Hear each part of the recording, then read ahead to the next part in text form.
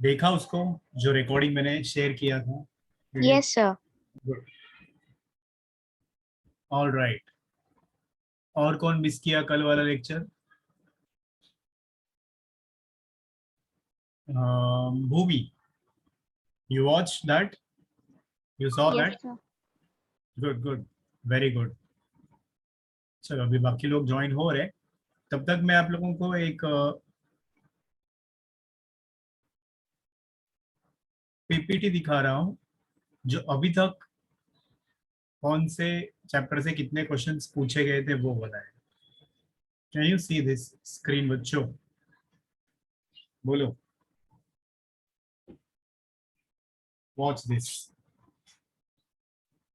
This is the trend, chapter wise questions कौन से पूछे थे अभी तक नीट एग्जाम्स में, वो यहाँ पे दिख रहा है आप लोगों को, है ना?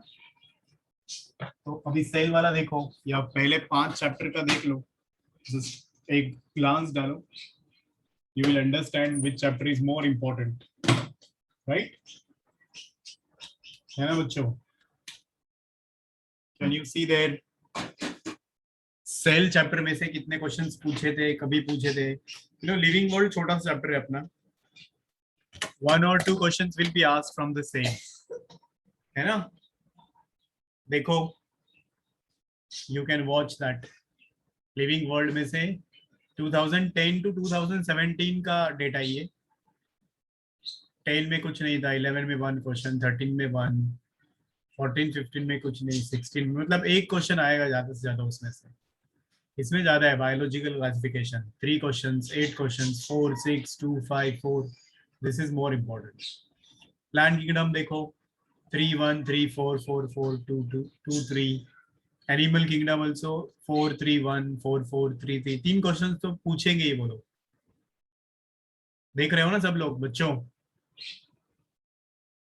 देन योर मॉर्फोलॉजी चैप्टर, अभी ये बड़ा चैप्टर है पर क्वेश्चन ज्यादा नहीं है, they are asking only 3 questions,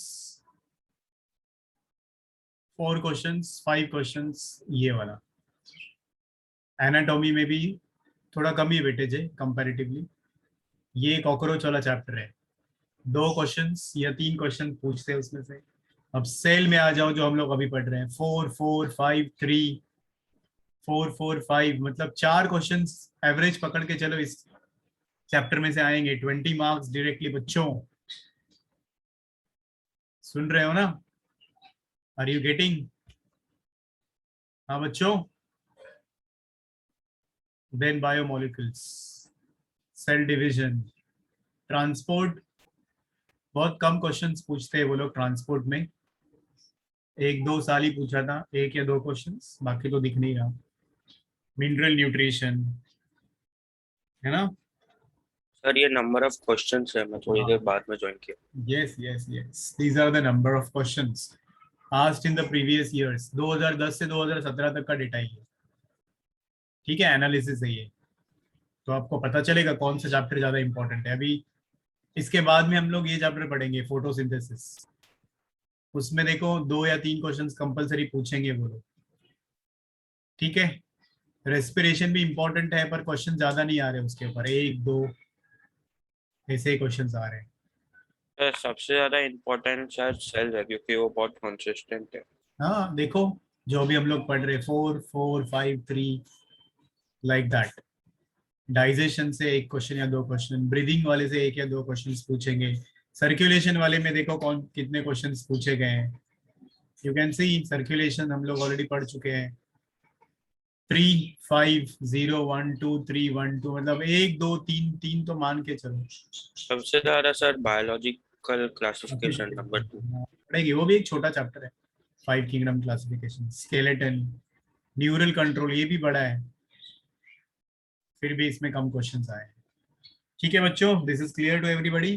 तो ये मैं शेयर करूंगा आज आप लोगों को ग्रुप में, रख लो साथ में, every time when ever you will come across any chapter, आप देख लेना इसको, ठीक है? यस बच्चों, तो आज का जो टॉपिक्स है मैं यहाँ पे आपको दिखाता हूँ।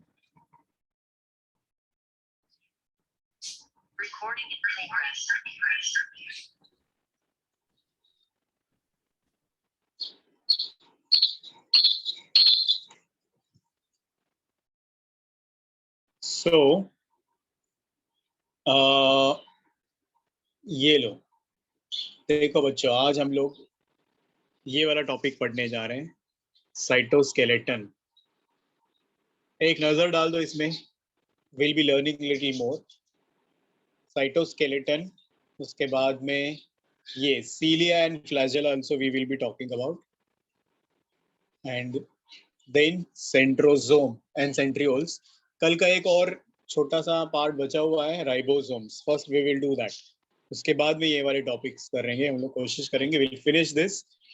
ये होने के बाद में फिर आप लोग न्यूक्लियस पढ़ोगे कल के लेक्चर में। बस एक न्यूक्लियस ही बचेगा, that will be for tomorrow. तो this chapter will get over then, ठीक है। So just have one glance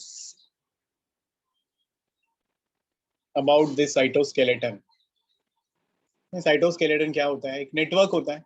जैसे हमारे बॉडी में स्केलेटन है, हड्डियां है, कार्टिलेज है, वैसे ही हर सेल के अंदर खुद का एक स्केलेटन होता है, एक फ्रेमवर्क होता है जो बेसिकली प्रोटीन्स का बना हुआ रहेगा। ऑलराइट, और 3 टाइप का ये स्केलेटन होता है, microtubules, microfilaments and intermediate filaments. तो जब भी हम लोग बोलेंगे ये नेटवर्क के बारे में, you should remember about these 3 things. यही हम लोग आज पढ़ेंगे, microtubules, microfilaments and intermediate filaments. थोड़ा सा इसके बारे में हम लोग डिटेल में पढ़ेंगे, जो साइटोप्लाज्म में प्रेजेंट होंगे, which is acting as skeleton of the cell. तो इसी को हम लोग बोल रहे हैं साइटोस्केलेटन, ठीक है बच्चों। तो what will be the main function of this? Obviously cytoskeleton है, स्केलेटन है तो सपोर्ट में मदद करेगा, मोटिलिटी में मतलब लोकोमोशन में मदद करेगा, it will maintain a definite shape of the cell also. तो ये इसके कुछ फंक्शंस है, ठीक है किड्स। इतना ही दिया है, but we'll be learning more about the same. आगे देखो और क्या है। Good to see you Mohammed. थोड़ा रेगुलर रहो बच्चे, क्योंकि मिस करोगे तो थोड़ा कॉन्सेप्ट समझने में दिक्कत आएगी। और जरूरी नहीं है कि if you are opting bio that means you have to be doctor. पहले बोर्ड पे फोकस करने का, उसके बाद में मेडिकल है, ठीक है। So don't take much stress, much tension, regular रहो। कोई दिक्कत है, कोई प्रॉब्लम है तो you can ask me, feel free to ask. आ जाओ आगे चलो बच्चों। ये सेक्शन ऑफ आपका सीलिया या फिर फ्लैजेलम है, ये भी हम लोग आज पढ़ने जा रहे हैं। Then this is a description about your cilia and flagella. छोटा छोटा टॉपिक्स है इसमें दिया हुआ, but we will be learning in little detail. बस यही चीजें हैं आज के टॉपिक में हम लोगों को। तो शैल वी स्टार्ट देन बच्चों विथ राइबोसोम्स। जो बचा है पहले वो हम लोग कर लेंगे, उसके बाद में बाकी का topics. Are you ready? Yes children? Yes, sir. Alright, तो चलो फिर हो जाते हैं शुरू, ठीक है गुरु। Who is not there in the meeting today? Shrikant है क्या? I didn't see him, I suppose. Shri, are you there?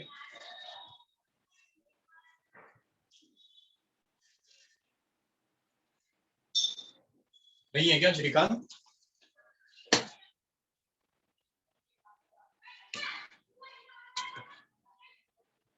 चलो बच्चों हो जाओ शुरू। क्या पढ़ेंगे? पहले राइबोसोम्स, उसके बाद में बचा हुआ, राइट?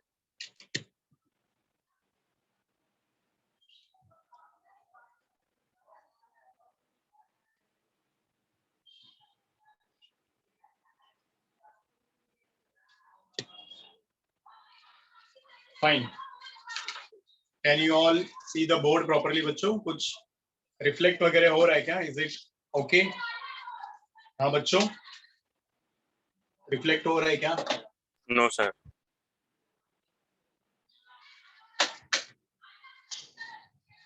ठीक है, so let's continue now. Ribosomes, जिनको हम लोग कॉमनली बोलते हैं प्रोटीन फैक्ट्रीज, याद है? हाँ बच्चों, ribosomes are commonly known as a protein factories.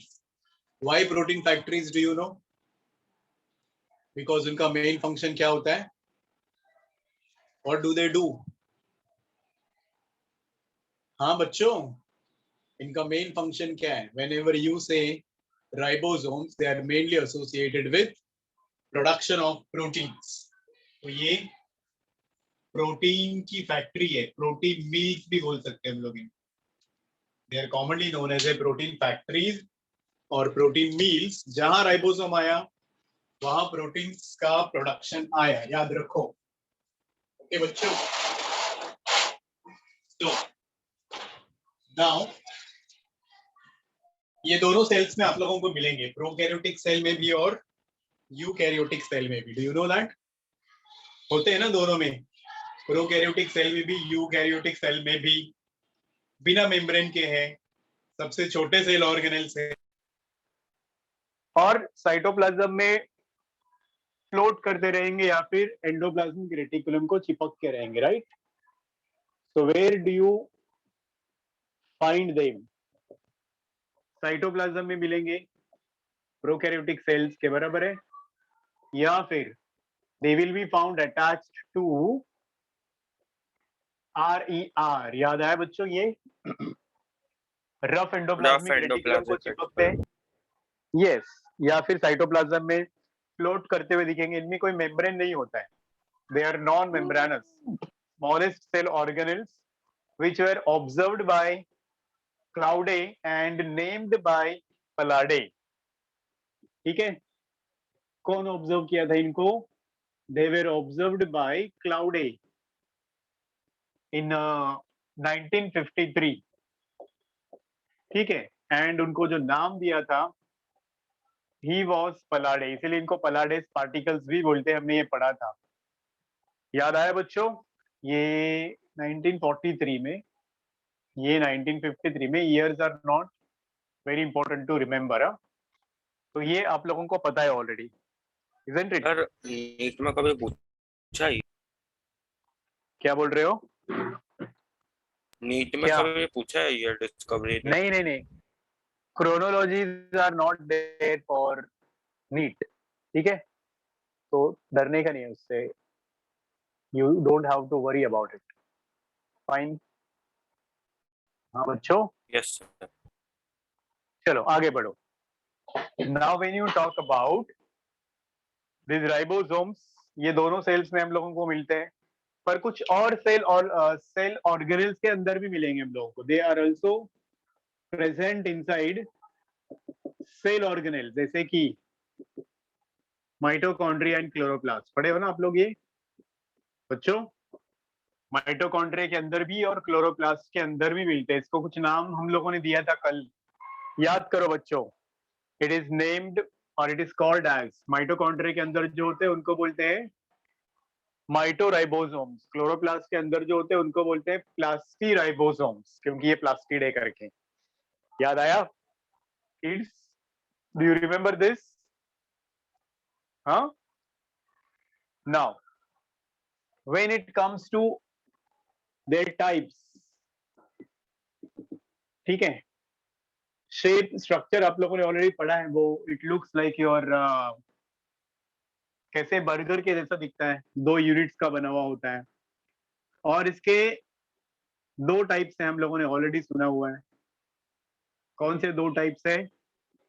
70S type of ribosomes and 80S type of ribosomes. अब ये इसमें S क्या होता है बच्चों? याद करो, S बोले तो बोलो बोलो। Edberg. Yes, it's Swedberg's unit. What is this actually? Swedberg's unit भी क्या होता है? It is nothing. Sure about this. Swedberg's coefficient भी बोलते हैं, मतलब ये उसका सेडिमेंटेशन रेट है, the rate at which they will move down when we will do the centrifugation। तो कितने स्पीड से वो टेस्ट ट्यूब से नीचे सेटल हो जाते हैं, या उनका सेडिमेंटेशन रेट कितना होता है, वो होता है स्वेडबर्ग्स यूनिट। ठीक है बच्चों? बोलो इतना समझा? Yes tell me. अब ये जो Yes, sir. 70S, हाँ तो ये जो 70S टाइप ऑफ राइबोसोम है, ये अपने को बैक्टीरिया में मिलता है। याद है ना ये किसमें होता है? दिस इज इन बैक्टीरिया, मतलब प्रोकैरियोटिक सेल में। ऑल्सो माइटोकॉन्ड्रिया में भी यही होता है, माइटोकॉन्ड्रिया में भी, और प्लास्टिड में मतलब क्लोरोप्लास्ट में भी यही होता है। और ये वाला किसमें मिलेगा अपने को? यूकैरियोटिक सेल में। याद आया बच्चों? This is in eukaryotic cell, this is in prokaryotic cell, as well as mitochondria के अंदर और क्लोरोप्लास्ट के अंदर भी यही होता है। अब when you look at the shape of this, हम लोगों को ये कैसे दिखता है? So if you look at the shape of this, इसमें दो सब यूनिट होते हैं।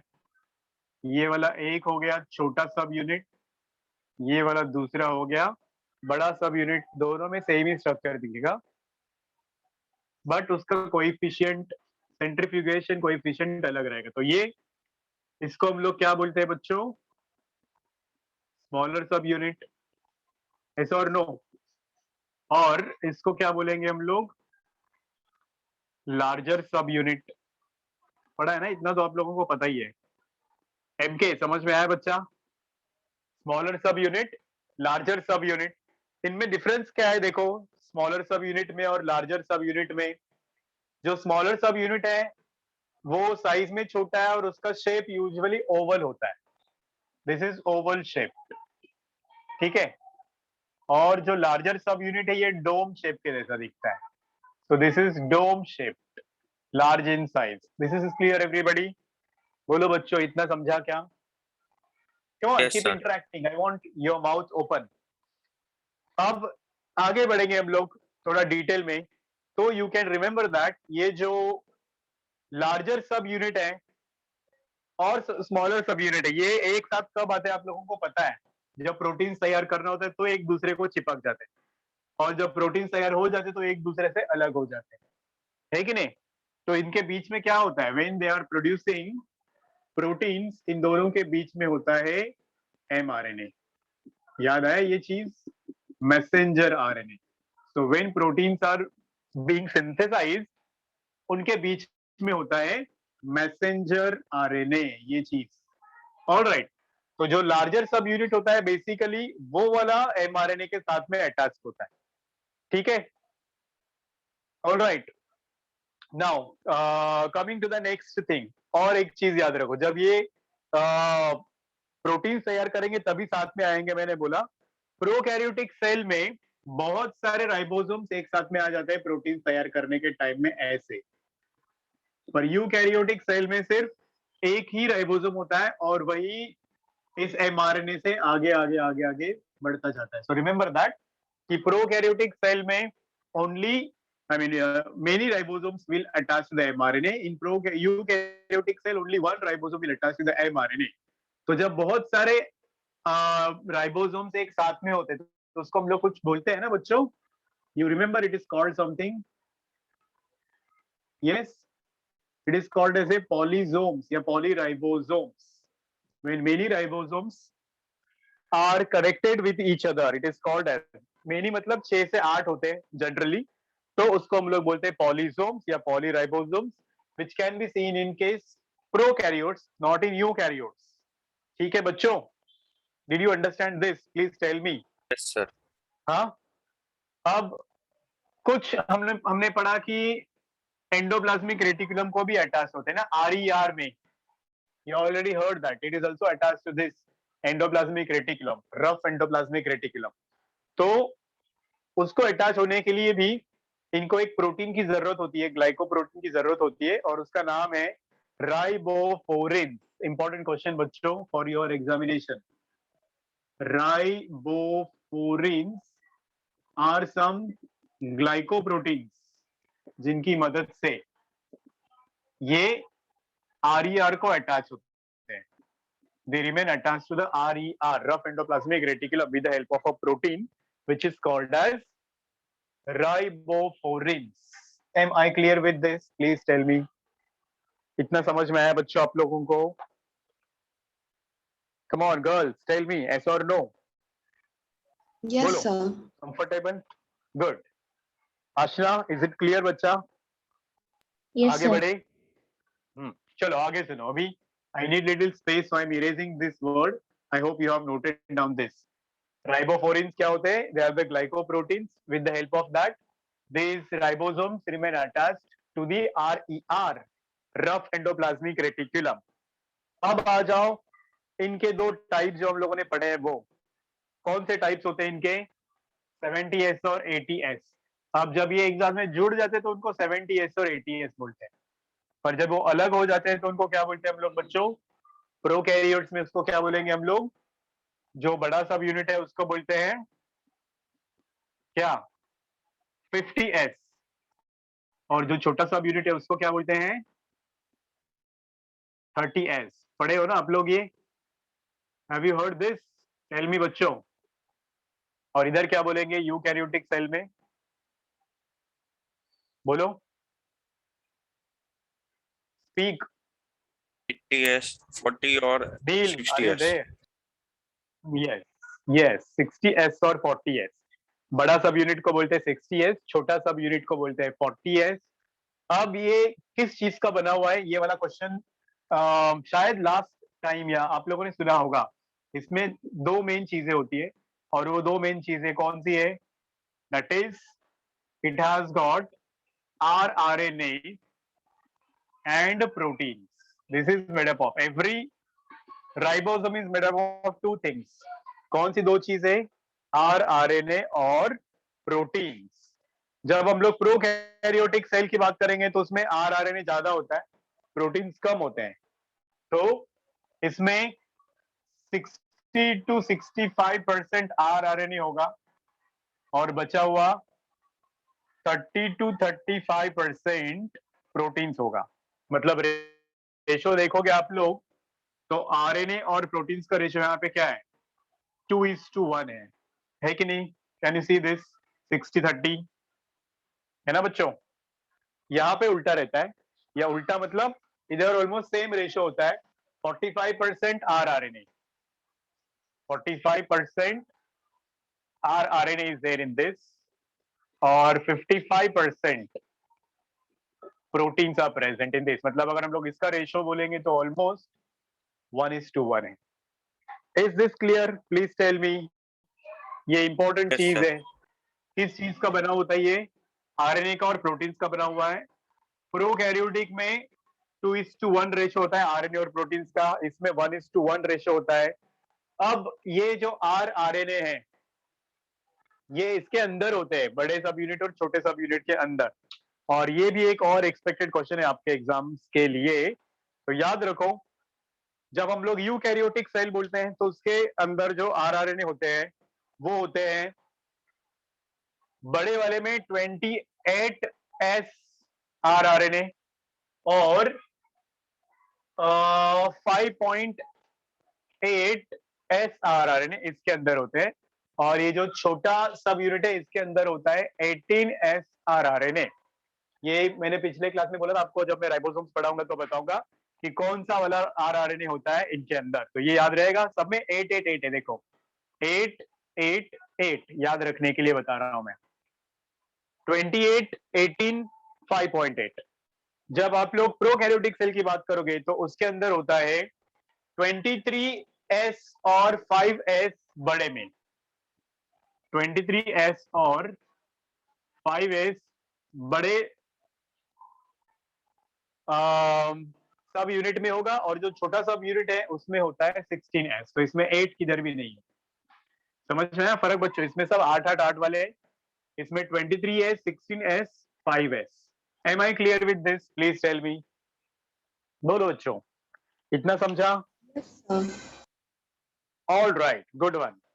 अब आगे बढ़ो। ये चीजें याद रखनी है आप लोगों को, हाँ, कि कौन से वाले RNA प्रोकैरियोटिक सेल में होते हैं, कौन से वाले RNA यूकैरियोटिक सेल में होते हैं। ये नंबर्स बहुत इंपॉर्टेंट हैं आपके नीट एग्जाम्स के लिए।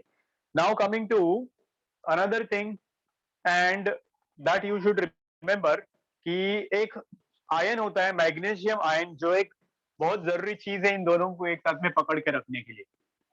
Mg2+ concentration plays an important role in holding these two units of ribosome together.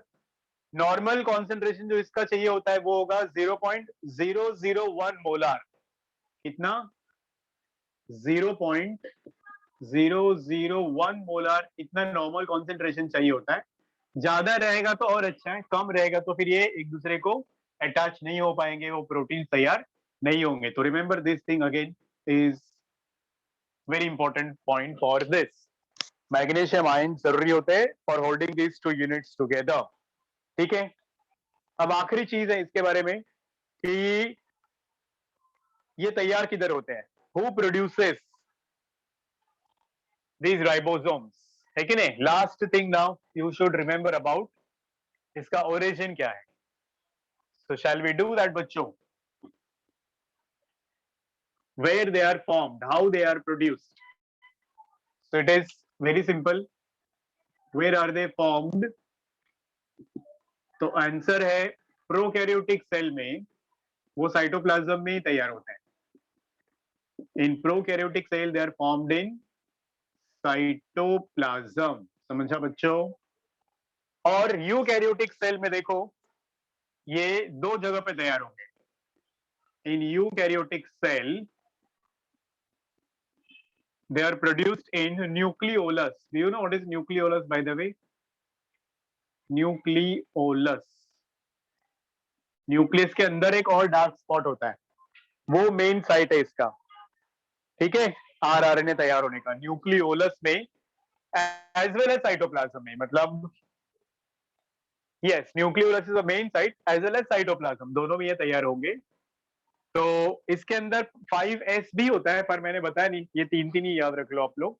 तो जो 5s होता है वो साइटोप्लाज्म में तैयार होता है. Rest all they are produced in nucleolus. Is this clear everybody? Please tell me. बोलो. Yes, sir. समझ में आया. और अब एक अभी फंक्शन इसका ऑलरेडी हम लोगों को पता है. इसका मेन फंक्शन होता है they help in protein synthesis, है ना. अब ये प्रोटीन तैयार करने के लिए इनको एक एंजाइम की जरूरत होती है जो लार्जर सब यूनिट के अंदर होता है. उस एंजाइम का नाम याद रख लो, peptidyl transferase. Inside this there is one enzyme which is called as peptidyl transferase which plays an important role in protein synthesis. That is all about ribosomes. कोई शक किसी को बच्चों? Anybody? Any doubt? Confident with everything?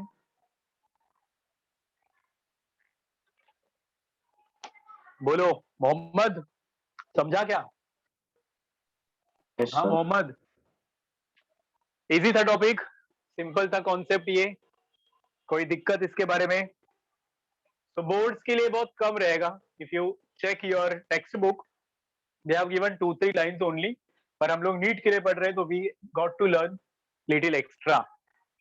Erase करो भी मैं ये part. Shall we proceed now बच्चों? आगे बढ़े हम लोग. Yes, sir. अब मैंने जो दिखाया था वो बड़ा पार्ट पढ़ते हैं हम लोग, cytoskeleton part onward. Are you ready? हाँ बच्चों. तैयार हो आप लोग? Yes, sir. चलो I am erasing this part now. लिख लिया आप लोगों ने? कॉपी किया इसको? नहीं किया है या स्क्रीनशॉट ले रहे तो स्क्रीनशॉट लेके लिख लो एकदम systematically.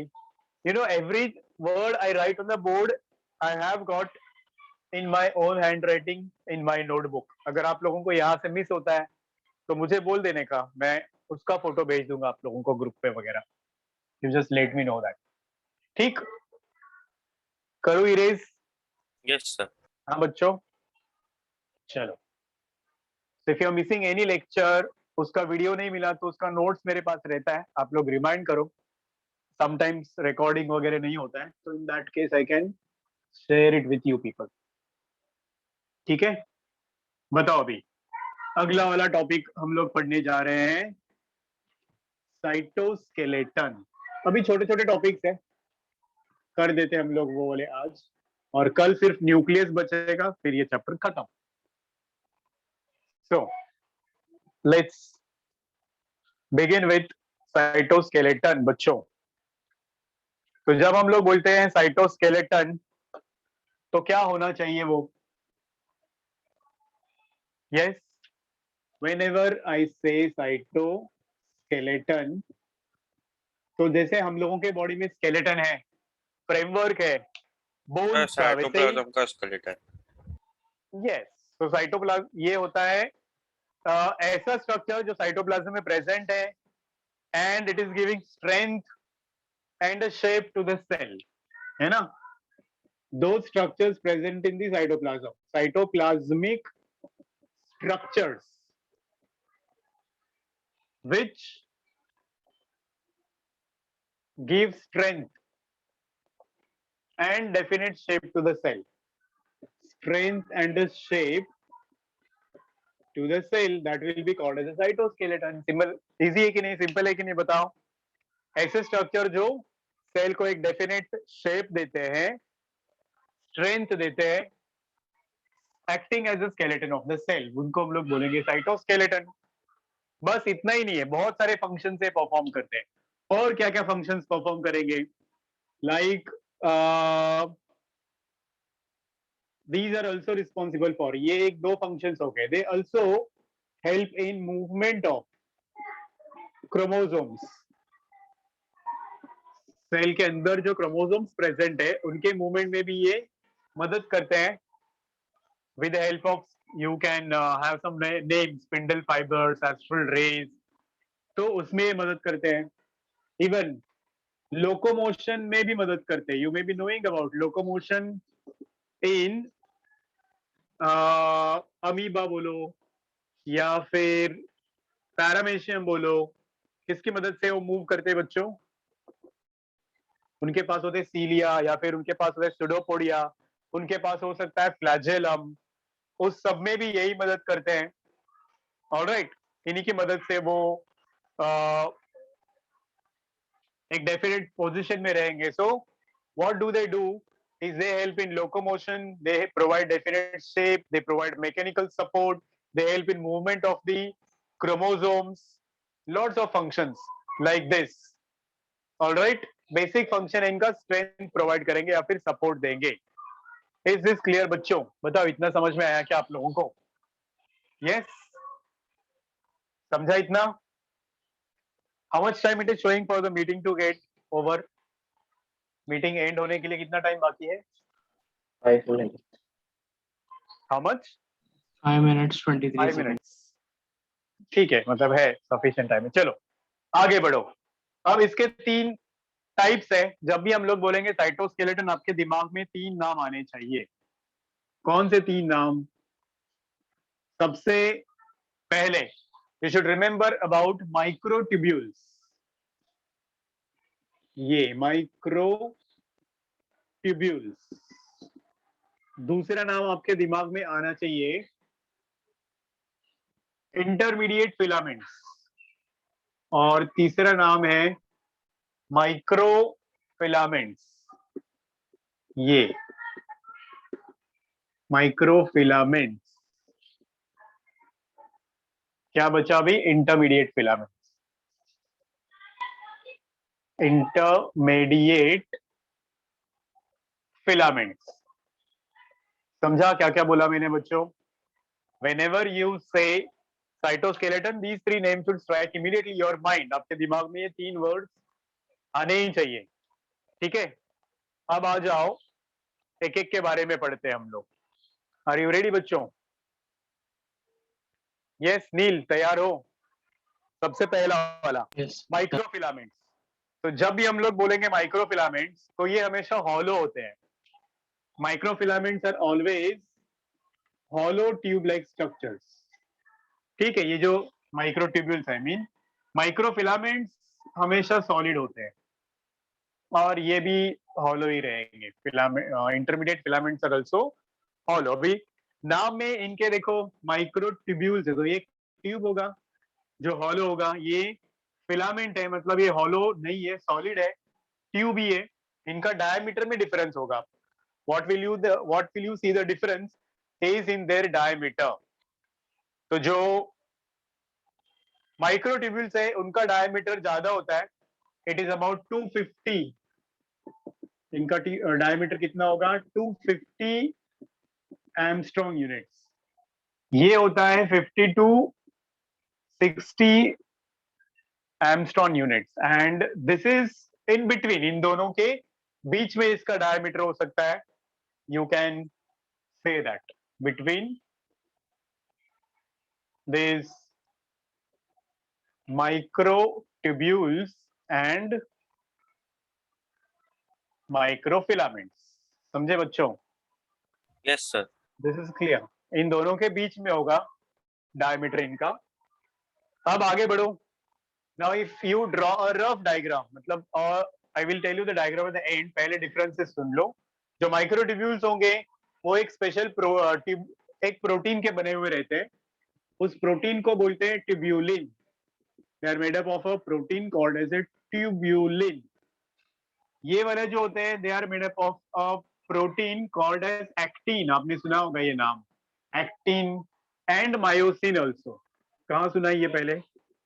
Have you heard this names earlier और बिफोर? हाँ बच्चों। No, sir. और इसमें होता है, अरे मसल्स में सुना है ना, एक्टिन एंड मायोसिन, इसमें होता है केराटिन। इज दिस क्लियर बच्चों? Please tell me. Yes, sir. कौन से प्रोटीन्स के बने समझ में आया? Tubulin, actin and myosin, keratin. अब थोड़ा इनका लोकेशन के बारे में सुन लो। So when you talk about location of microtubules, बहुत सारे पार्ट्स हैं जो इसके बने हुए रहेंगे।